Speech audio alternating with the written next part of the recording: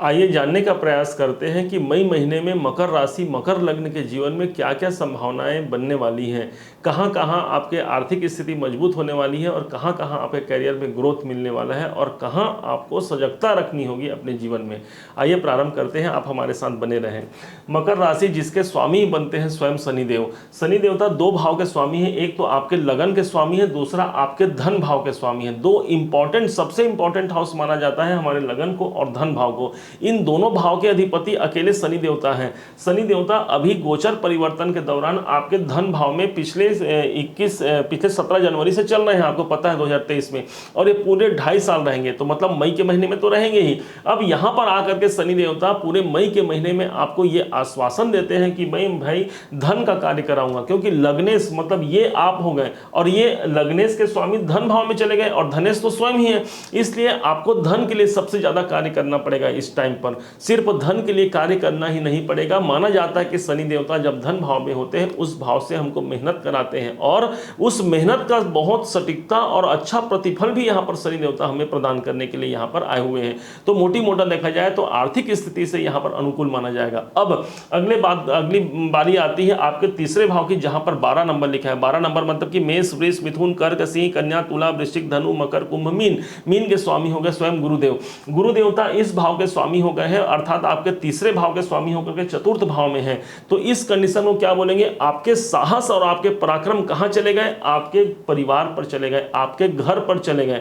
तो गुरु का आना चतुर्थ भाव पर बहुत ही शुभ स्थिति माना जाएगा। विशेष तौर पर आपका साहस कहां चले गए, चतुर्थ भाव में, मतलब आप अपने घर के लिए अपना समय देंगे, अपने परिवार के लिए समय देंगे। गुरु जब चतुर्थ भाव में आएंगे आपके तृतीय, तो यहां पर कोई मांगलिक कार्य भी होने का यहां पर शुभ संकेत यहां पर प्रदान करते हैं। घर में कोई मांगलिक कार्य हो सकता है आप कोई भूमि, भवन, वाहन संबंधी कोई कार्य करना चाहते हैं, तो यहां पर वो संभावना बनती है कि आप उसे खरीद पाएं, आप उसका निर्माण कार्य करा पाएं, क्योंकि शनि की तीसरी दृष्टि भी चतुर्थ भाव पर पड़ रही है। तो इस दृष्टिकोण से भी निर्माण कार्य को यहां पर प्रोत्साहन मिलता है और आपके चतुर्थ अर्थात भूमि, भवन, वाहन, मकान संबंधी कार्य यहां पर अच्छे बनने के योग हैं। परंतु जैसे ही गुरु देवता का यहाँ पर ट्रांजिट हुआ था, पहले से यहाँ पर राहु देव विद्यमान थे।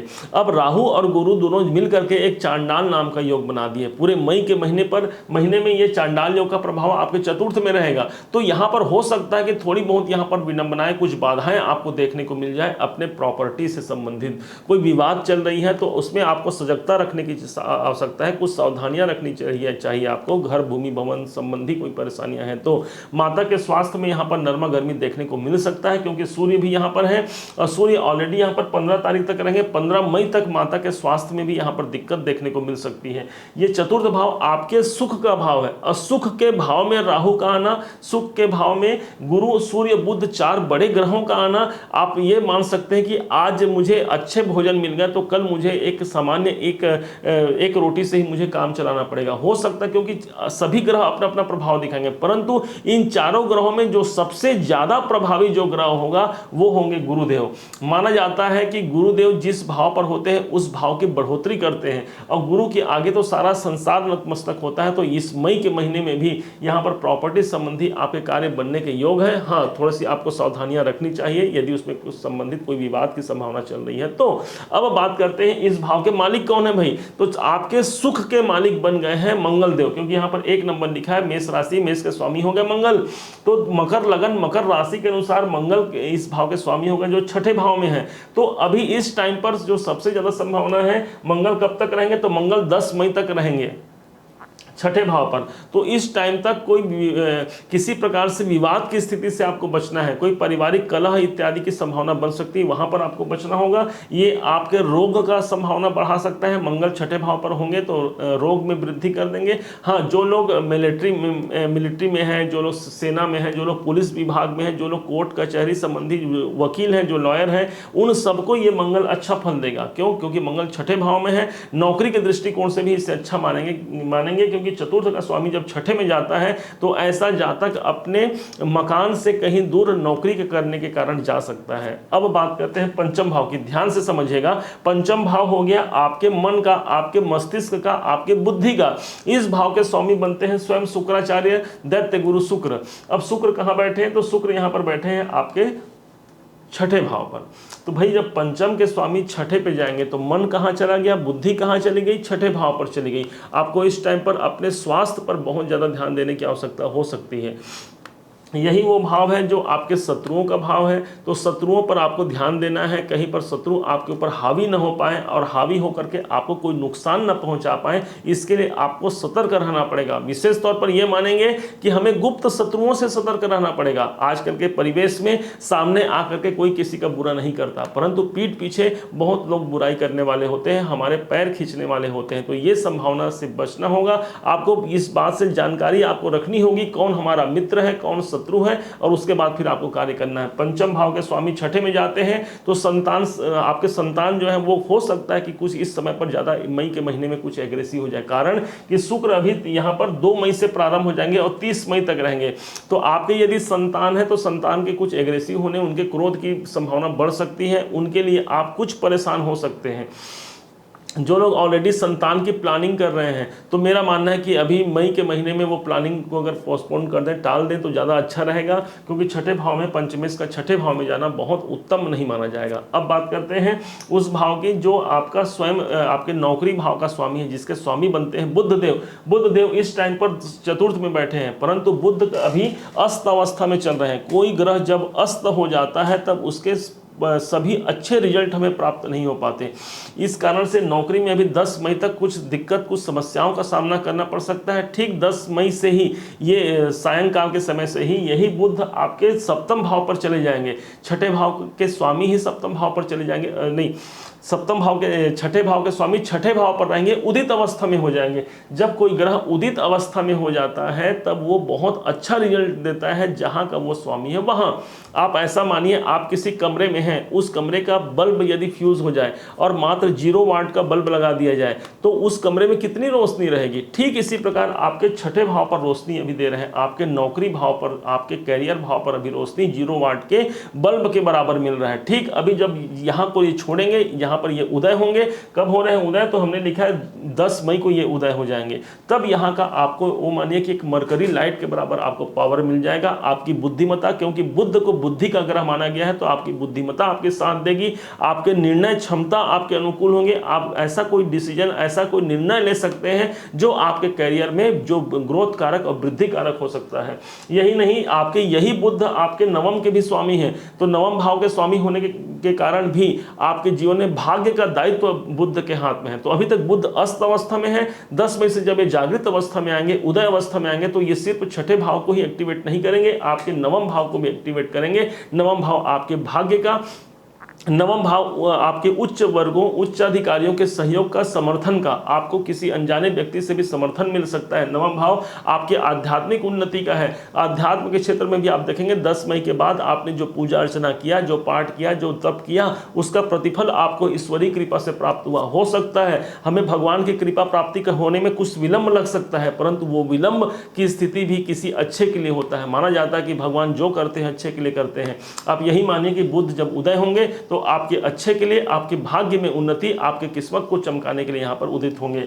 अब बात करते हैं आपके अगले भाव की, जहाँ पर सप्तम भाव पर 4 नंबर लिखा है, ध्यान से समझिएगा।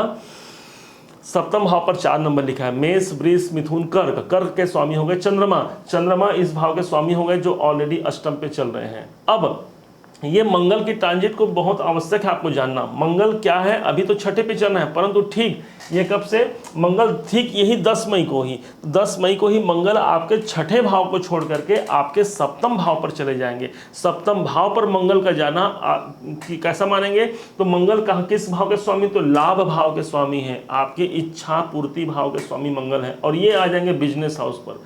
तो आप सोच सकते हैं कि बिजनेस में जो हमने ड्रीम देखा है वो ड्रीम को पूरा करने के लिए 10 मई के बाद ये बाध्य हो जाते हैं। अब यही नहीं, हालांकि मंगल यहाँ पर जब 4 नंबर पे आते हैं तो मंगल की ये नीच की राशि होती है। नीच राशि पर मंगल आ जाएंगे तो थोड़ा सा व्यवसाय में उतना हमको प्रॉफिट देखने की संभावना नहीं दिखेगी, फिर भी पहले से स्थिति बहुत अच्छी सुधर सकती है। क्यों, क्योंकि लाभ भाव के स्वामी आपके बिजनेस में आएंगे, आपके बिजनेस में लाभ देंगे। आप जैसी आपकी इच्छा है उस इच्छा के अनुकूल ये फल देंगे। थोड़ी बहुत बाधाएं आएंगी, उसको आप किस प्रकार से दूर कर सकते हैं, आप इसका निर्णय ले पाएंगे और सही डिसीजन के द्वारा आपकी उन्नति हो पाएगी। अब सीधे भाग्य भाव पर भाग्य के बारे में बताया कि यहाँ पर इसके स्वामी बुध हैं जो अभी अस्त अवस्था में चल रहे हैं। 10 मई के बाद ये उदित अवस्था में आकर के भाग्य में उन्नति ग्रोथ प्रदान करेंगे। पिता जैसे लोगों का समर्थन यहाँ पर मिलना प्रारंभ हो जाएगा। यही आपके जीवन में पुरुषार्थ का है, जो आपने इस जन्म में पुरुषार्थ किया है। हमारा कोई भी पुरुषार्थ व्यर्थ जाने वाला नहीं है, आज नहीं तो कल मिलेगा निश्चित, आप ऐसा मानिए। अब मानते हैं दसम भाव को। दसम भाव में आप यहाँ पर 7 नंबर लिखा है। 7 माने ध्यान से समझिएगा, ये आपके कैरियर का हाउस है। 7 नंबर माने मेष, वृष, मिथुन, कर्क, सिंह, कन्या, तुला। तुला के स्वामी हो गए शुक्राचार्य। अब शुक्र को देखते हैं तो शुक्र कहाँ पर बैठे हैं? शुक्र आपके 6ठे भाव पर बैठे हैं। इससे अच्छा कॉम्बिनेशन नहीं हो सकता। जो लोग नौकरी पेशा है, कैरियर के दृष्टिकोण से, नौकरी के दृष्टिकोण से इसे बहुत अच्छा संयोग मानेंगे।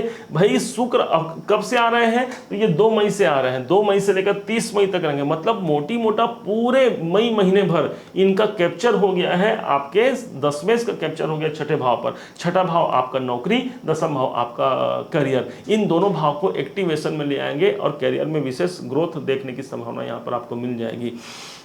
यही आपके जीवन में शुक्र एक ऐसा ग्रह हो गया जो आपके जीवन में आपको विलासिता और प्रसन्नता की ओर ले जाएगा। तो इसके बाद ये शुक्र की स्थिति अच्छी है। केतु तो यहाँ पर पहले से बैठे हुए हैं। केतु यहाँ पर बैठ करके इस बात की प्रामाणिकता सिद्ध कर रहे हैं कि केतु किसके घर पे बैठे हैं? 7 नंबर शुक्र के घर पे बैठे हैं। शुक्र कौन है? तो शुक्र दैत्य गुरु शुक्राचार्य है। और केतु कौन है? तो उनके शिष्य हैं। तो केतु जब अपने गुरु के घर जाएंगे तो अच्छा रिजल्ट देंगे। ऑलरेडी ये 30 अक्टूबर तक रहने वाले हैं, इसलिए मई महीने में आपको चिंतित होने की आवश्यकता नहीं है। थोड़ी बहुत कार्यक्षेत्र में ये बाधाएं जो बनी हुई हैं वो कुछ और आगे तक चल सकती हैं, परंतु ये स्थायी नहीं रहेंगी। आपको उसी में कोई निरंतर आगे बढ़ने का कोई एक न एक आपको रास्ता जरूर सुझाएंगे। आर्थिक दृष्टिकोण में तो ऑलरेडी शनि यहाँ बैठे हैं, आपके अर्थ की, आपके आर्थिक स्थिति की बढ़ोतरी की ही बात कर रहे हैं। लाभ भाव की बात करते हैं, यहाँ के स्वामी मंगलदेव हैं। मंगलदेव ऑलरेडी आपको बताया है हमने कि ये 10 मई के बाद उदित हो रहे हैं। तो यहाँ पर 10 मई से लेकर के पूरे मई महीने तक आपके लाभ, आपकी इच्छाओं की पूर्ति की बात कर रहे हैं। अब यहाँ पर द्वादश भाव की बात करते हैं तो यह भाव के स्वामी स्वयं देवगुरु बृहस्पति जी बनते हैं।